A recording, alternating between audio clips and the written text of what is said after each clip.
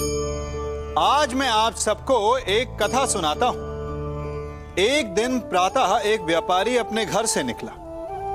घर से निकलते ही एक बिल्ली ने उस व्यापारी का मार्ग काट दिया। व्यापारी घबरा गया।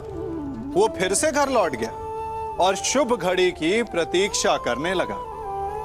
और जब वो पुनः अपने घर से निकला तब वो वाहन जा चुका था जिससे राजा तक पहुंचकर उसे भेंट देनी थी। राजा को भेंट नहीं मिली। राजा क्रोधित हो गए। राजा ने उस व्यापारी का व्यापार बंद करवा दिया। इस कारण व्यापारी क्रोधित होकर घर पर अपनी पत्नी से लड़ बैठा।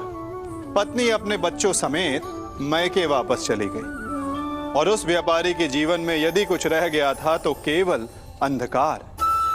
और इन सब का कारण वो उस बिल्ली को मानता रहा जिसने उसका मार्ग काटा था। ऐसा ही एक दूसरा व्यापारी राजा को भेंट देने निकला और उस व्यापारी का मार्ग भी एक बिल्ली ने काट दिया। वो व्यापारी तनिक घबराया, परंतु उसने आगे बढ़ना अधिक उचित समझा। राजा तक वो समय पर पहुंचा। उसने राजा को भेंट दी। राजा प्रसन्न हुए और राजा ने व्यापारी को अपना व्यापार बढ़ाने की अनुमति दी, स्वर्ण आभूषण दी। जब व्यापारी घर पर पहुंचा तो पत्नी को आभूषण और अपने बच्चों को देने के लिए वस्त्र थे उसके पास। हर ओर प्रसन्नता थी। समझ रहे हैं ना? दोनों के साथ एक ही प्रकार की घटना हुई, परंतु दोनों की प्रतिक्रिया भिन्न थी। ऐसा ही हमारा जीवन भी है।